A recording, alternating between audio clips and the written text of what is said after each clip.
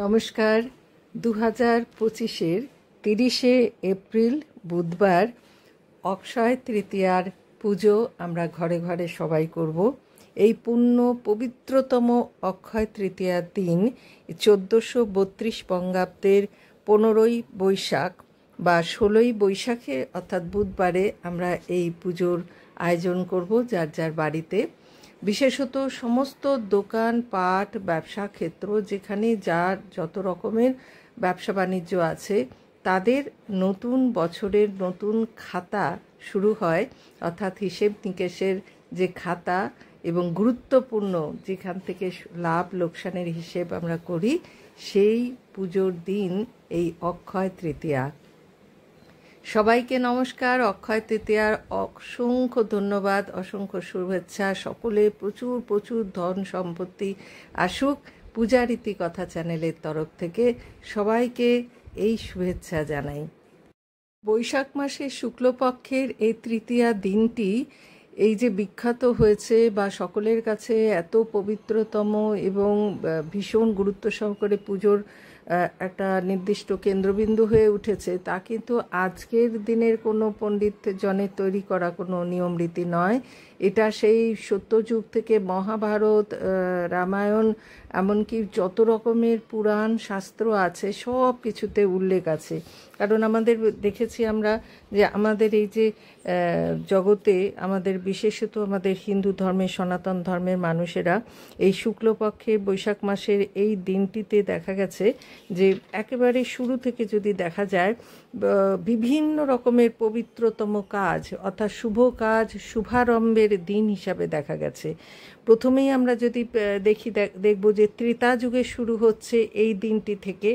ব্রহ্মা তিনি তার জগৎ সংসারে যা কিছু মঙ্গলময় সৃষ্টির কাজ তা শুরু করেছিলেন এই দিনটি থেকে। শ্রীবিষ্ণু তার ষষ্ঠ অবতার পরশুরামের জন্ম হয়েছিল এই পবিত্র দিনটিতে। দেবাদিদেব মহাদেব ধনরাজ কুবেরকে সন্তুষ্ট হয়ে তার তপস্যায় সন্তুষ্ট হয়ে জগৎ সংসারের সমস্ত ঐশ্বর্যের অক্ষয় অশেষ ধনরত্নের অধিপতি বানিয়েছিলেন। রাজা ভগীরথ তিনি তার কঠোর তপস্যা দিয়ে সাধনা করে মা গঙ্গাকে তুষ্ট করে তার যে পিতৃপুরুষদেরকে তাদের আত্মার শান্তির জন্য তাদেরকে উদ্ধারের জন্য এই পৃথিবীতে নামিয়ে এনেছিলেন এবং মা গঙ্গার অন্তহীন নিঃশেষ বয়ে চলা শুরু হয়েছিল এই অক্ষয় তৃতীয়ার দিনে। আবার এই পবিত্র দিনেই আমাদের যে মহাদেবের মহাশিবের যে জ্যোতির্লিঙ্গ আছে সেই জ্যোতির্লিঙ্গ কেদারনাথ বদ্রীনাথ আমাদের দর্শনের জন্য দরজা খুলে দেওয়া হয় এই দিনে। বৃন্দাবনে বাঁকে বিহারীর যে চরণ দর্শন উৎসব সেটাও শুরু হয় এই দিনে। এই অক্ষয় তৃতীয়ার দিনে বৈষ্ণব ধর্মের মানুষেরা এই মানসী গঙ্গায় রাধা মাধবের নৌকা বিহার অনুষ্ঠান করেন। পবিত্রতম উৎসব, অত্যন্ত মনোরম এবং মনোরম দৃশ্যের পূজা এই মানসী গঙ্গায় নৌকা বিহার। আর পুরীতে জগন্নাথ প্রভুর রথযাত্রার যে উৎসব হয় তার জন্য যে রথ তৈরির কাজ এই দিনেই পবিত্র দিনেই শুরু হয়। তাই এই অক্ষয় তৃতীয়ার দিনে আমরা সব জায়গাতে বিশেষত ঘরে ঘরে মা লক্ষ্মী আর গণেশের আমরা পুজো করি। সেই সঙ্গে আমরা রাজাধিরাজ কুবেরেরও আমরা পুজো করে থাকি। এই পুজো আমরা যে নিয়মে আমাদের লক্ষ্মী পুজো করি বা গণেশকে যেভাবে আমরা সন্তুষ্ট করি আমাদের সাধারণ আয়োজনের মধ্য দিয়ে সেইভাবেই করা যায়। বিশেষ আলাদা রকমের কোনো রীতি পদ্ধতির অনুসরণ করার প্রয়োজন হয় না, কিন্তু কয়েকটা জিনিস এখানে বিশেষভাবে আমাদের অবশ্যই সঙ্গে রাখতে হয়। পুজো স্থানে আয়োজনের মধ্যে তাকে সংযুক্ত করা হয়, সেটুকুই আজকে আমরা উল্লেখ করে নেব এবং মনে রাখার চেষ্টা করব।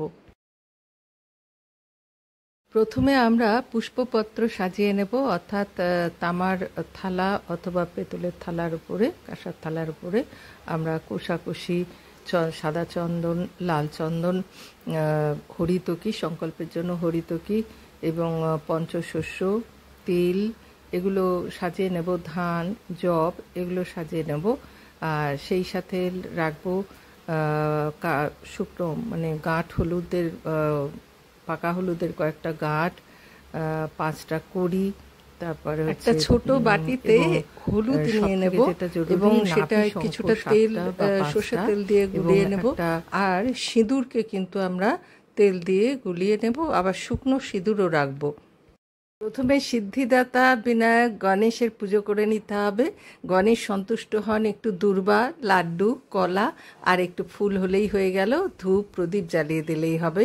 বাবা গণেশকে পুজো করতে কোনো আড়ম্বরের দরকার হয় না।